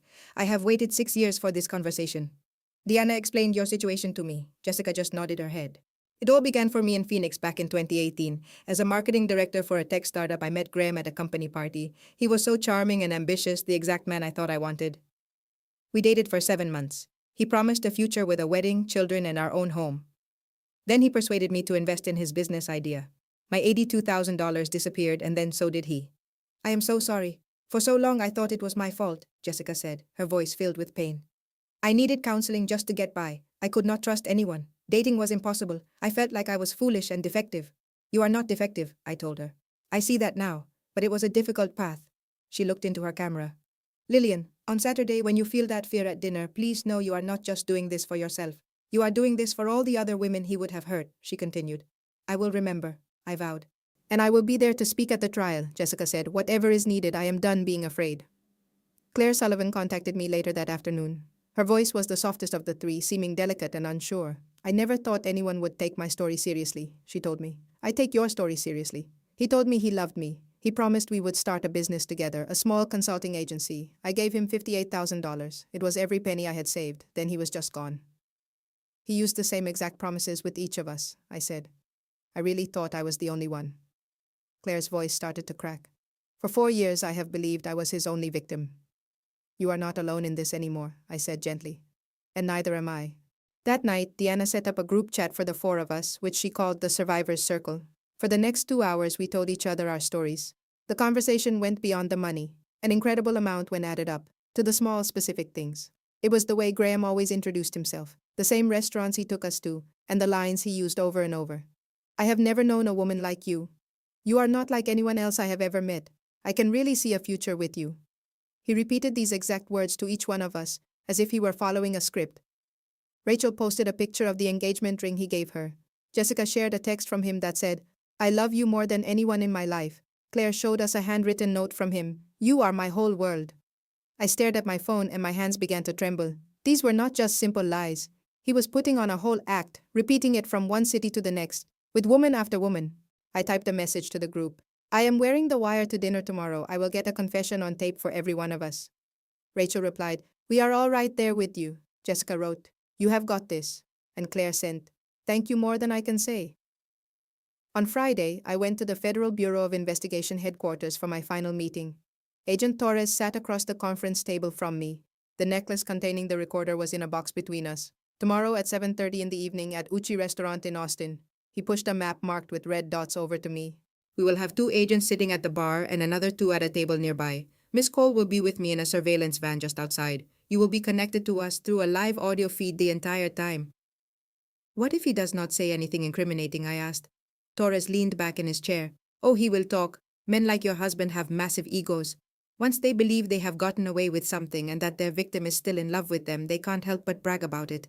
Just getting away with it is not enough. They need you to know how much smarter they were. He took the necklace and gave it to me. This device is on the moment you put it on. We will be listening to everything. The instant he admits what he did, we will move in. You will be completely safe. I took the necklace, my hand closing around it tightly. Okay. You should get some sleep tonight, Torres advised. Tomorrow is going to be a very important day.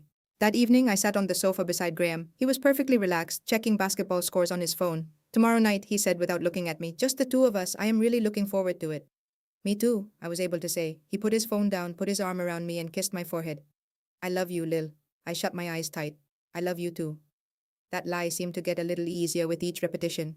Much later, after he was asleep, I stood by the window, looking out at the dark, quiet street. Tomorrow night at Uchi, I would sit across from the man I had loved for 8 years, recording him as he confessed to his crimes. Tomorrow, I would be the bait that finally trapped the hunter. Tomorrow, Graham Hayes would at last tell me the truth, and I would use that truth to ruin him. I woke up at 6 in the morning and saw Graham was still asleep. His arm was thrown across the pillow, his face looking so peaceful. I watched him for a second.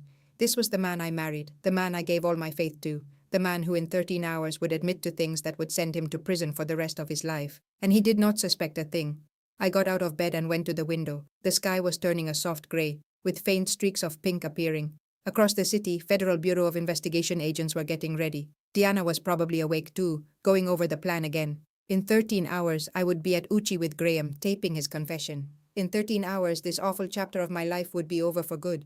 By 8, Graham was up and moving around the house as if it were any normal Saturday. He brewed some coffee, hummed to a song on the radio, and kissed my forehead as he handed me a mug. "Tonight will be incredible," he said with a big smile. "I cannot wait." "Me too," I said, trying to sound cheerful. He glanced at his phone. "I have to meet with my lawyer this afternoon. It is just a quick thing about that Federal Bureau of Investigation issue. I should be finished by 5. I will just see you at the restaurant at 7. "That sounds perfect." He kissed me one more time, took his keys, and went out the door. The house was suddenly quiet. My hands were shaking so badly that I had to put my coffee cup down on the counter. At 10, I drove to the Federal Bureau of Investigation office. Torres was there in the conference room with another agent, Lisa, and with Diana. "How are you holding up?" Torres asked. "I am completely petrified," I admitted, "but I am ready." Lisa opened a black box and took out the necklace with the recorder. "Let's do a final test." She secured it around my neck, and I felt its cool weight against my skin. She then gave me a small earpiece that matched my skin tone. "This is for your security," she explained. "If something goes wrong, if you feel you are in danger, or if he becomes aggressive, we can talk to you. Just tap the necklace twice and we will come into the restaurant immediately." I just nodded, unable to speak. Diana got up and pulled me into a long, tight hug. "You are the most courageous woman I know," she whispered. "And you are not alone in this." "I know," I whispered back.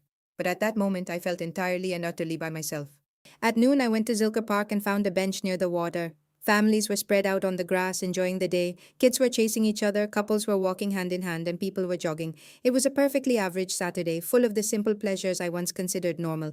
I took out my phone and opened the notes application. I began to write a letter I knew I could not actually send. "Dear Lillian, 8 years ago, you met a man you thought was flawless. You trusted him when he said he loved you. You trusted him when he talked about starting a family. You trusted every single word he said. You were not being silly. You were not being weak. You were just being a human being. Today is the day you get your life back." The note reminded me, today is when you stop being a victim. You are so much stronger than you know. I tucked it away and silenced my phone. I watched the water until my breathing finally calmed. At 3 o'clock, a text from Graham appeared. "Lawyer meeting was a success. See you tonight. Love you." I stared at the little red heart. He was so sure of himself, so certain tonight was just another romantic dinner where I would swallow another lie. He had absolutely no clue what was coming. At 4 o'clock, I was at a salon on South Congress. The stylist was bubbly and chatty, filling the air with pleasant noise. "Is this for a special occasion?" she asked while combing my hair. "An anniversary dinner," I told her. "Oh, how lovely. How many years?" 8. "Well, congratulations," she said, smiling kindly in the mirror. "You must be thrilled." "I am," I answered, and I was telling the truth, just not in the way she imagined. By 5:30, I was home, looking through my closet. I chose the dark blue dress Graham bought for me 2 years ago. He always said it made me look beautiful. I put it on, zipped it up, and studied my reflection. Just beneath my collar, a small recorder was concealed by a delicate gold chain. It was completely invisible unless you knew where to look. I gently touched it. "You can do this." At 6 o'clock, a text from Diana arrived. "We are ready and in place. Agents are at table 12 in the bar. I am with Torres in the van just outside." Her message confirmed that I was not alone. I typed back, "Thank you for everything." She answered instantly, "Go get him." I looked at her words, then took my purse and walked out. At 6:45, I was in my car, my heart beating fast. In less than an hour, I would face my husband, Graham Hayes, and get the truth. Then, agents would take him away, and my 8-year life would be over.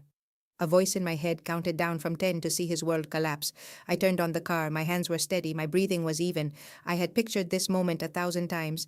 But driving toward the city, toward the man who had slowly broken me, I noticed a change. The fear was gone. I was prepared, and now everyone would finally learn the truth. It was Saturday evening, September 28, 2024.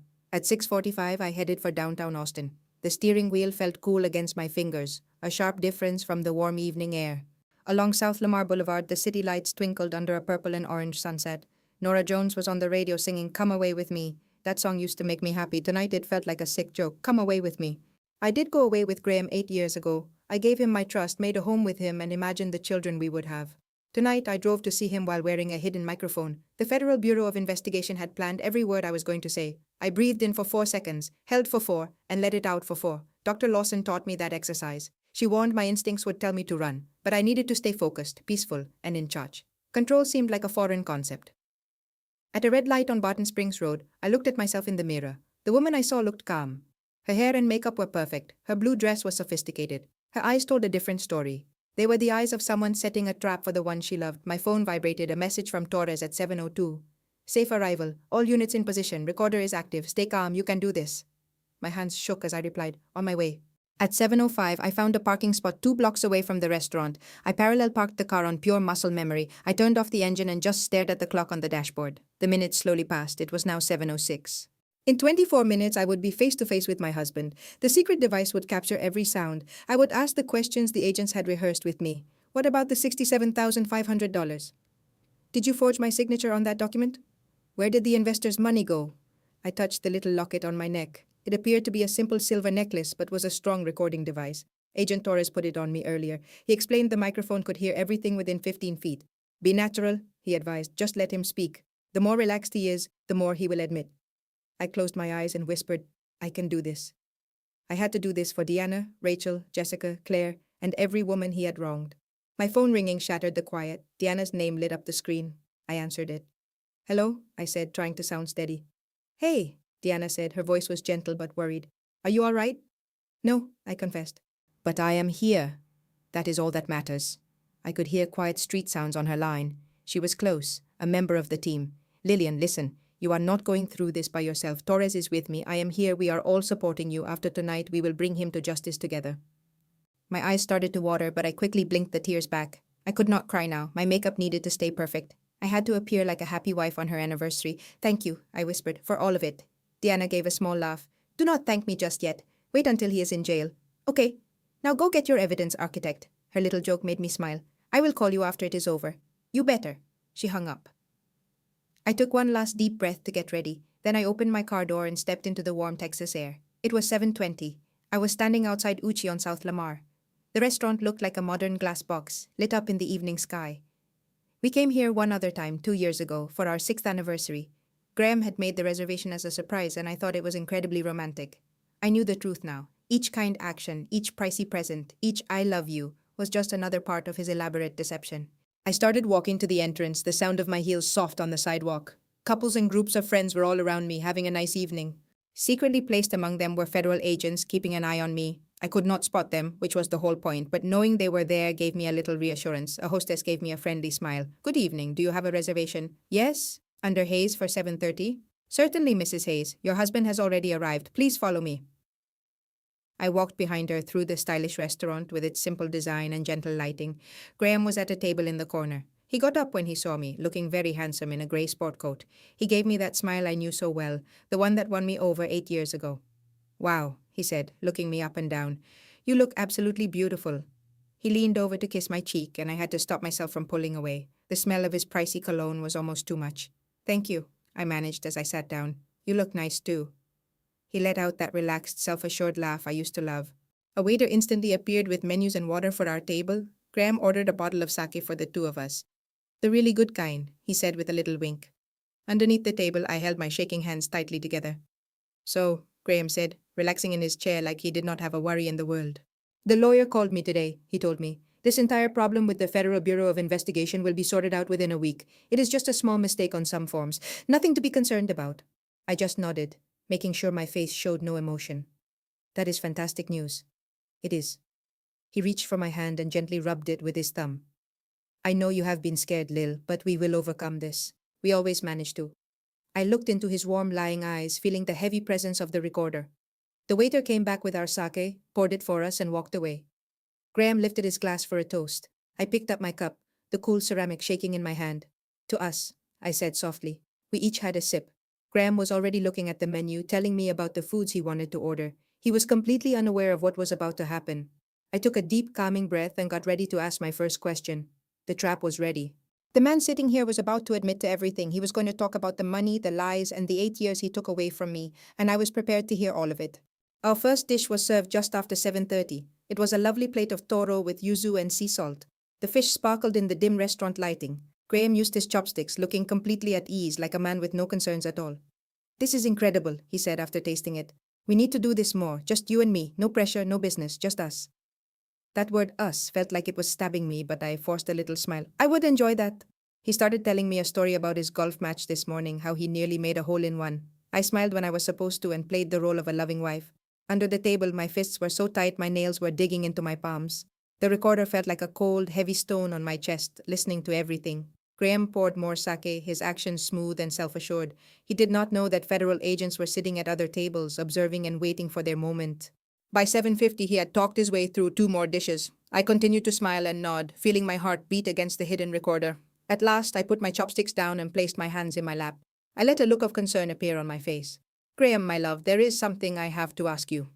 He glanced at me, his smile never fading. "Of course, my dear, what's on your mind?" I began carefully. "I have been a little worried about our money." For a second, his smile wavered. "Worried? Why?" I looked down. "I saw the trust fund statement last week." My voice was quiet, as if I was ashamed to ask. "I saw some withdrawals that I did not recognize." He reached out and patted my hand. "Oh, that was me, just making some investments for us. You did sign that power of attorney, remember? I am handling everything." I acted like I was confused. "But I do not recall signing a general power of attorney. I thought it was just for the mortgage refinance in 2018. Graham's jaw clenched, but he forced a laugh. "Sweetheart, you have to be mistaken. It was a general one. You signed it back then. The documents are at my office." I tilted my head, continuing to play the confused wife. "Are you absolutely sure? Because $67,500 is a huge amount of money, Graham." His grip on my hand tightened just a little too much. "It is our money, Lillian. I am investing it for our future." The waiter brought our next course, but neither of us paid attention. The clock on the wall showed 8 o'clock. I could feel the weight of the necklace, the agent's gaze, and the pressure of 2 weeks of planning. I took a deep, steadying breath. "Graham, I just need you to tell me the truth." He put his sake cup down. "I am telling you the truth. The woman in the pictures, Natasha, who is she?" His face became a blank slate. For a moment, his calm composure broke, revealing a flash of ice in his eyes. Then, the hollow smile came back. "She is only a colleague. I have told you that before. A colleague. What are you trying to say, Lillian?" "I know about the hotel that trips the photos." His smile disappeared entirely. "Who told you that? Does it matter?" He drank his sake in one gulp and poured another. By 8:15, the drinks were making him careless. "Fine. We had an affair. It was nothing." Real tears started to well up in my eyes. "You were unfaithful to me." "Do not play the victim," he sneered. "You want the truth? Natasha is smarter than you. She gets business. She knows what you have to do to succeed. And you," he laughed bitterly, "you are an architect who draws pretty houses and dreams of having babies." I flinched. The hurt on my face was real. "What am I to you then?" I asked in a whisper. He leaned back, his eyes like stone. "You were convenient, Lillian. You were lonely. You wanted love and you had money. So you used me." "I used your trust fund." "That is right. Hayes Capital was failing. Old investors were leaving. I needed a way to pay them. With my money. With your money from your grandmother's trust, and I was about to take all of it." He smiled, a cruel and winning smile. Natasha had the papers all ready. Another $783,000 was about to be gone. My voice was barely a whisper. "When did you create this plan?" He laughed, a sharp and cold sound. "From the very beginning, Lillian. Did you honestly believe I loved you? You were a target, a number on a spreadsheet. That is all you ever were." The words filled the air like a poison. Then everything happened at once with professional speed. At 8:45, Special Agent Vincent Torres came to our table with 2 other agents. Around the restaurant, other diners stood up, showing their badges. It was a perfectly planned FBI operation. "Graham Michael Hayes," Torres's voice was calm and firm. "You are under arrest for fraud, conspiracy, forgery, and identity theft." All the color vanished from Graham's face. "What?" An agent moved forward with handcuffs as Torres gave a nod. "You have the right to remain silent. Anything you say can and will be used against you in a court of law." "Lillian," Graham's voice cracked. "What is happening?" I stood up slowly, my legs shaking, and touched the silver necklace I was wearing. "It is all recorded, Graham," I said softly, "every single word." His face contorted with fury. "You snake! You planned this!" Torres moved between us. "Mr. Hayes, do not speak to the witness." "Witness!" Graham shouted. "She is my wife." "Not for much longer," I whispered. The agents pulled him up and put the cuffs on him. Other customers stared, some recording on their phones, others talking in hushed, shocked voices. The quiet sophistication of Uchi was broken by the harsh presence of the law. As they took him away, Graham glanced back at me. The charming smile was gone. The warmth, the kindness. The man I thought I had loved for 8 years was all a performance. Now I saw only a stranger. By 8:50, I was out on the sidewalk where Diana was waiting. Her face was a mix of many emotions. The second she saw me, she hugged me tightly. I finally let go in her arms, crying the sobs I had been holding in for 2 weeks, for 8 years. I did it. I said through my tears. I did it. Yes, you did, Diana said, her voice filled with pride as she held me close. It is over, Lillian. It is really over. But as the FBI van drove off into the warm September night, its lights sweeping across the Austin skyline, I knew the real story. The mask was off, and I had only ever been in love with the mask. The federal courthouse in downtown Austin felt like a fortress of glass and stone as I walked in on a gray October morning. Assistant United States Attorney Daniel Ross greeted me in a third-floor conference room. He laid out the evidence on the table as if a general preparing his troops. He had the recording from Uchi, bank records for the stolen $67,500, the forged power of attorney with my signature copied from a 2018 charity form, and emails between Graham and Natasha about taking another $783,000. This is one of the strongest cases I have ever worked on, Ross said calmly. He was in his early 40s with graying hair and the quiet assurance of someone who rarely loses. Your recording alone is a gift, but with the money trail, Natasha's help and other victim statements, we are going to bury him. I just nodded. I held my hands together tightly in my lap. A part of me wanted to feel victorious. Another part just felt empty. In the middle of October, Graham's slick lawyer, Marcus Webb, tried to get the Uchi recording thrown out, saying I had invaded Graham's privacy. Judge Maria Delgado, a tough judge with 30 years of experience, rejected the request in under 10 minutes. Mrs. Hayes was the victim of an ongoing fraud, she declared. Under Texas law, she had every right to record that conversation. The motion is denied. The day Natasha Mercer accepted her plea deal, I saw her through the courtroom glass. She stood before the judge in an orange jumpsuit, admitting she was guilty of conspiracy and securities fraud. She agreed to a plea deal for 8 years in prison if she testified against Graham. As the guards led her out, our eyes met for a brief moment. She did not seem sorry, just defeated. The trial started on November 18th. The courtroom was full. Reporters sat in the press area, and his other victims' families were on the benches. FBI agents sat silently in the back. Graham sat at the defense table in a nice navy suit. His face showed no emotion, as if it was all happening to someone else. When I went to the witness stand, the room became silent. Ross led me through my story. I told the jury about the secret vasectomy, the 8 years of lies, and my dream of being a mother. I told them about the $67,500 he stole from my grandmother, the fake document, and his affair. My voice did not shake when I told them Graham had called me a target, just one more number on his list. His lawyer, Marcus Webb, was brutal during his cross-examination. He tried to make me look like a bitter wife seeking revenge. He said my tears were an act to fool Graham into a confession. But then Ross played the recording for the jury. They heard Graham's cold voice confessing, "You were simple. You had money. You were a target." The entire room was completely silent. I noticed 2 jurors wiping tears from their eyes. 2 days later, Natasha took the stand. She laid out the entire plan in detail. 43 investors, $4.7 million taken with fake financial papers and non-existent property deals. Money from new victims was used to pay off older ones. She confessed to making fake documents, creating fake companies, and planning to steal the final $783,000 from my family's trust. "We were going to take all of it," she stated, showing no emotion. Graham said she would never even know it was gone until we were far away. Webb tried to make her seem like a liar, but the bank statements and emails proved every word she said was true. On November 22nd, the victims started to share their stories. The first was Rachel Torres, a Houston doctor who lost $115,000. "He took more than my savings," she said, her voice trembling. "He took my trust in people, my ability to love, and the hope that someone could want me for me, not for my money." Jessica Moore from Phoenix, who lost $82,000, talked about how she tried to end her own life after she discovered Graham's betrayal. A retired teacher wept on the stand, explaining how his entire $200,000 pension was gone. He could never retire. When it was my turn, I rose and looked straight at Graham. I told the court, "He did not just steal money. He stole 8 years of my life. He stole my dream of having a family. He took my sense of safety, but he did not take my voice. And I am using it right now." It only took the jury 4 hours to decide. On November 25th, the foreman read the verdict on all 22 counts. Wire fraud, securities fraud, conspiracy, forgery, identity theft. Guilty, guilty, guilty. Graham's face showed nothing, but I saw his knuckles turn white as he clutched the table. His sentencing was on December 6th. Judge Delgado looked down at Graham with pure disgust. "Mr. Hayes, you are a predator. You preyed on vulnerable women and destroyed families. This court finds your actions revolting." He received a sentence of 35 years in federal prison with no chance of parole for at least 30 years. The judge also ordered him to pay back $5.1 million. Graham remained a stone wall, showing no emotion. He was led away in handcuffs without a single glance back. Outside, the 5 of us, myself, Diana, Rachel, Jessica, and Claire, stood together as cameras flashed and reporters shouted. I stepped up to the microphone. "Graham Hayes stole money," I said, "but the true theft was our peace of mind and our ability to trust. We are taking that back starting today. We are not his victims, we are survivors." Within an hour, the video of my words was all over the internet. That evening, back in my house in Zilker, a letter was in my mailbox. It was from the Travis County Jail. I recognized Graham's handwriting on the envelope. Inside was a single sheet of paper. It was an official form requesting that I visit him one last time before his transfer. I looked at the visitor request for a long time. Then, I checked the box that said agree. The divorce was finalized on December 15th. It happened in a small windowless room that smelled like old files and bitter coffee. Texas law has a 60-day waiting period which started when I filed in late September. Judge Alvarez granted the divorce right away. She called it a fault-based divorce because Graham's crimes were more than enough reason. I got the house, the stolen money was ordered returned, and I would get a share of the restitution payments. That money would be collected as the Federal Bureau of Investigation sold off Graham's assets.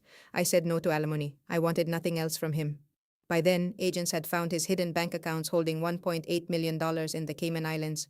They also seized his cars, his city condo, and everything from Hayes Capital. My $67,500 was back in my account within weeks. Deanna, Jessica, Rachel, and Claire, the other women he conned, also got most of their money back. The group of 43 investors who were tricked by Graham's fake plans filed a lawsuit against his estate. Their legal team figured they might get back 40 to 50 cents for every dollar they lost. It was not perfect, but it was a beginning. I put the Zilker house on the market the week before Christmas. I walked through the empty rooms for the last time. I saw the kitchen where Graham cooked while telling his lies. I saw the bedroom where I had slept next to a complete stranger. I saw the yard where I dreamed my children would one day play. All I felt was a cold, hard sense of reality. That house was no longer filled with happy memories, only with the ghosts of a life that was never true. It sold in just 3 days. A young couple with a baby offered me more than I was asking, and I signed the papers immediately. In early January, I moved to a new loft in East Austin. The apartment had brick walls, steel beams, and giant windows that let in the winter light.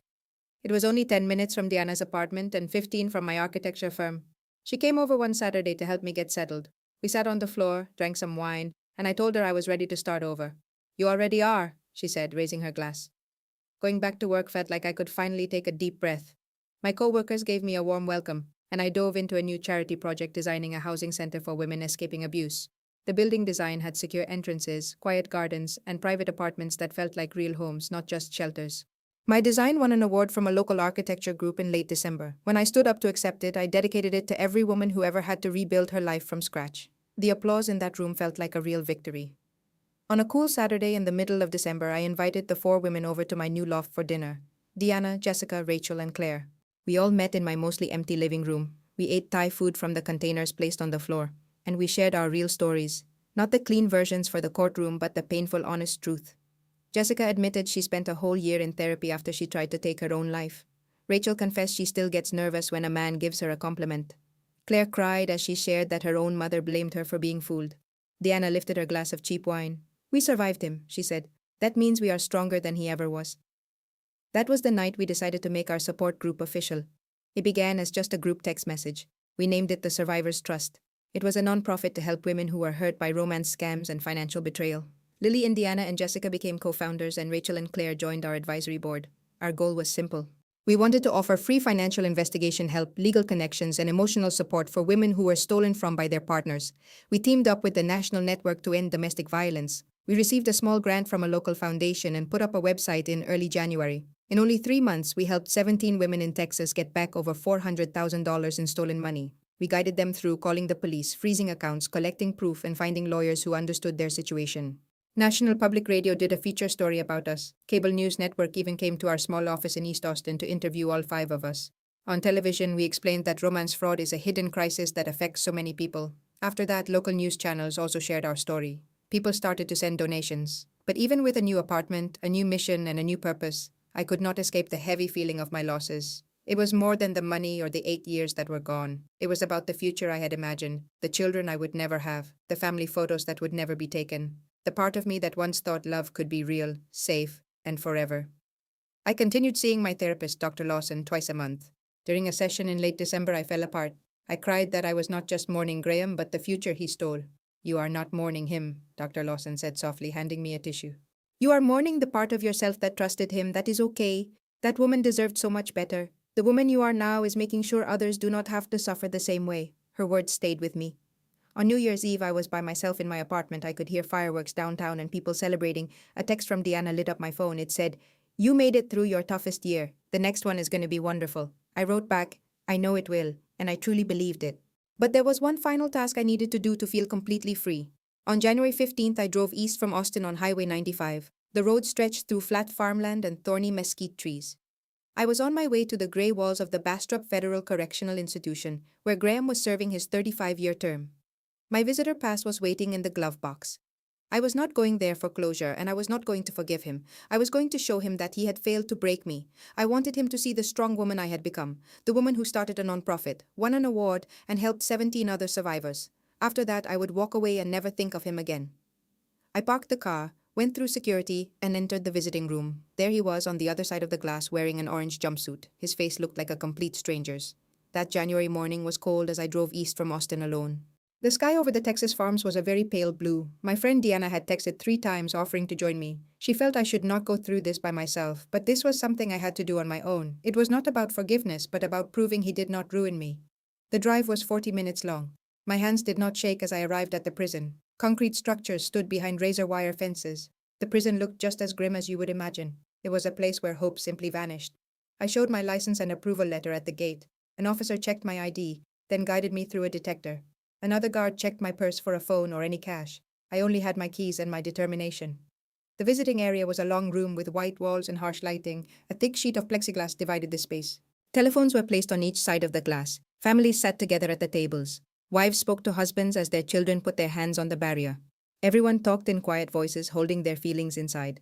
I took a seat at table 7 and waited. A door creaked open and Graham came in. He seemed older and much thinner than before. His expensive suits and confident smile were gone. He wore a tan jumpsuit and had no expression on his face. Our eyes met through the glass, and for a second we were both still. He lifted the phone on his side, so I lifted mine. The silence between us was heavy and made it hard to breathe. His voice came through the phone, empty and cold. "What are you doing here?" I looked at his face and felt absolutely nothing. The anger, the sadness, and the love were all gone. He was a total stranger. I said to him, "I came to see the person you really are. Not the man I thought you were, but the man you were all along." He only shrugged. "What is it you want, Lillian? I'm not going to say I am sorry," I answered. "I did not come to hear you apologize." "Then what for?" he asked as he leaned back. "Did you come here to tell me that you won?" I replied. "I came to prove that you lost." His jaw became tight. "You failed," I said. "You spent 8 years trying to destroy me. You wanted to make me feel small and easy to control. And you failed." He let out a short, harsh laugh. "I did not fail at all, Lillian. I got everything I wanted. I took your money and 8 years of your life. That feels like a victory to me." I moved closer to the plexiglass. "You had my money for a short time, but I got it all back. With the rest of my life I am creating something new. You did not manage to break me." He sneered. "So you believe you are some kind of hero? Helping a few women with a small non-profit is not that special." "No," I said softly. "It makes me feel free." His face grew dark. "You were always so simple, Lillian, and weak. You saw only what you wished to see because you were lonely. That is your fault, not mine." I said. Perhaps I was naive. "But I would rather be someone who is too trusting than someone who cannot feel." He snapped. "Feelings are for the weak. They allow people to be easily controlled. That is how I knew you would be simple. And that is why you will live your life inside a cage," I said without emotion. "You believe you are so clever, but you are completely empty. You are unable to feel love or guilt or care for anyone. You are just an empty person." For the first time I saw anger flash in his eyes. "You think you are so much better than I am," he hissed. "You are not. You just were not caught." I told him, "No, Graham, I am the one who escaped from you." He slammed his hand on the glass, startling the other visitors. "You will never be rid of me, Lillian. I will be in your thoughts forever." I stood up from my chair, still holding onto the phone. "You are correct," I told him. "I will always have a memory of you, but not because you are important. You will be a lesson I have learned. You are a reminder of what I will never allow in my life ever again. I will remember you each time I help a woman escape from a man just like you." His face twisted in rage. "You are not anything without me," I answered. "I was always a person, Graham. You were just unable to see it." I placed the phone back on its hook. He was shouting, but I could not hear his words clearly. His face was red while he pounded on the plexiglass. I turned around and began to leave. "Lillian!" His voice was very faint, but I still heard it. "You were in love with me. You know that you were." I paused at the door and glanced back a final time. He was standing with his hands pressed on the glass, a look of desperation on his face. I picked up the phone one last time. "No," I said in a soft voice. "I loved the man you were pretending to be. I did not ever really know you." Then I hung it up and walked out without turning back. The January sun was cold but felt bright on my skin. I remained in my car for a minute and took a very long, deep breath. My phone buzzed with a message. It was Deanna, asking me how I was doing. I smiled and sent back one word: free. I turned on the car and drove from the prison. I saw it get smaller in the mirror until it was gone. Graham Hayes was only a single chapter in my life, and I was writing the ending. The apartment smelled like turkey and stuffing when my first guest arrived at 6 o'clock on Thanksgiving. It was Diana with 2 bottles of wine and a big smile. You actually made dinner, she said as she looked at my table with candles. Do not act so shocked, I said with a laugh. By 6:30 the apartment was crowded. Jessica came from Los Angeles holding a pumpkin pie. My little brother Marcus came with his fiancée Emma. Sarah Bennett, the lawyer who helped me in court, brought her amazing macaroni and cheese. Ben Carter, an attorney I met in June, arrived with flowers and a kind smile. And Aaron Sullivan was there, who used to be engaged to Diana. Graham had ruined their lives together 8 years before. They found each other again 6 months ago, and he stood next to her tonight. When she looked at him, I saw a peace in her eyes that was missing for years. We all sat at the table as the sun went down.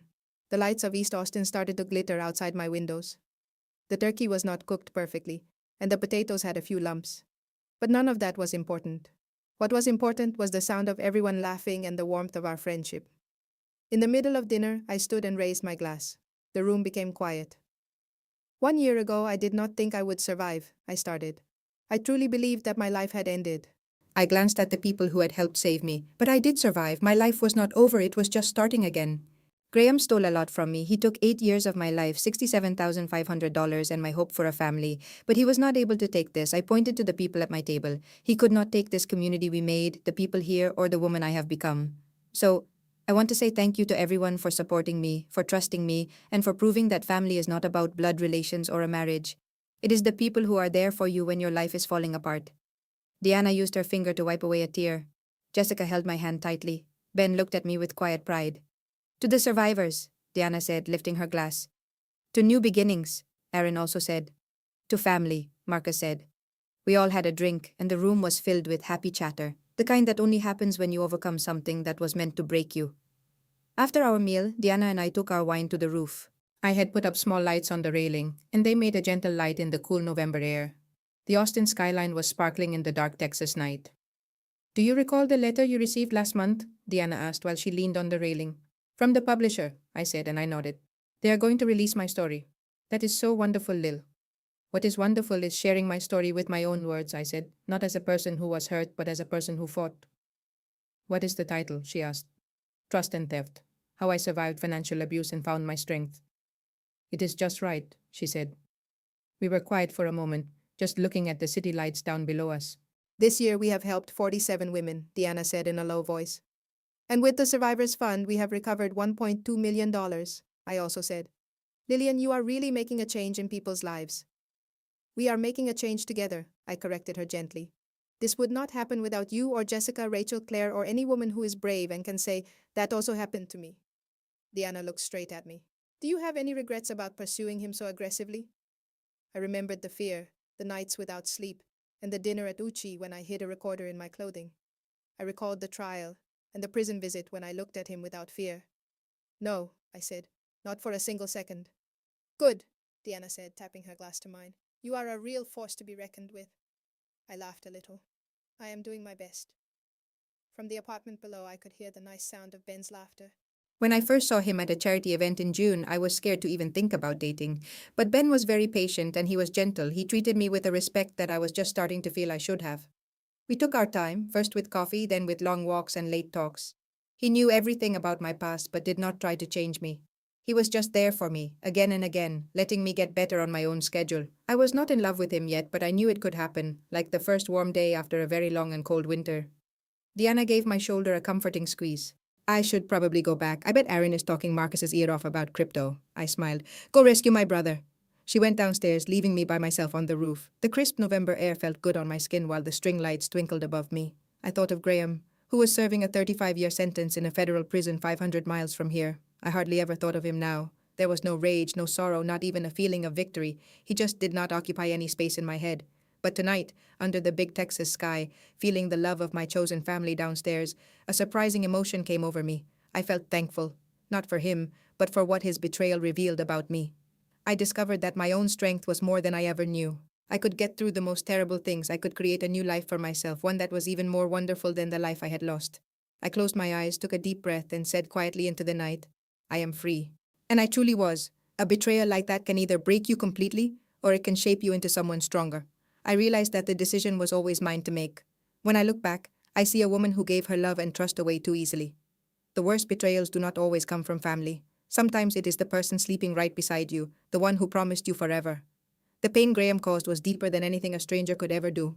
It was shattering because every one of my future plans involved him. His actions were so much more than just a simple betrayal. It felt like a deliberate attack on all of my personal hopes. He preyed upon insecurities that I did not even realize were there. He used 8 years of my life for his own bitter game against trusting women. I want to share some hard-earned wisdom with you. Please do not be the person I once was. Watch for the warning signs like secrecy about finances, being kept from your friends, or stories that never quite make sense. You do not need absolute evidence to question something that feels wrong deep down. And never ever trade your independence for what only seems like a partnership. These are the lessons I now live by. First, being open about money is not unromantic. It is vital for a strong relationship. Second, real trust is built on reliable actions, not just sweet talk. Third, while opening your heart is a strength, being careful is a skill you need to survive. And fourth, you can absolutely recover from the ruins and become stronger than you ever imagined. Personally, I do not think God gave me this pain, but I am sure He was with me through it. In my most difficult moments, when I felt I could not go on, I discovered a toughness I never knew I had. I see that inner strength as a gift from a higher power. If my experience can save even one woman from signing a paper she does not understand, from ignoring her gut feeling, or from getting lost in a tangle of deception, then my 8 years of heartache have served a bigger purpose.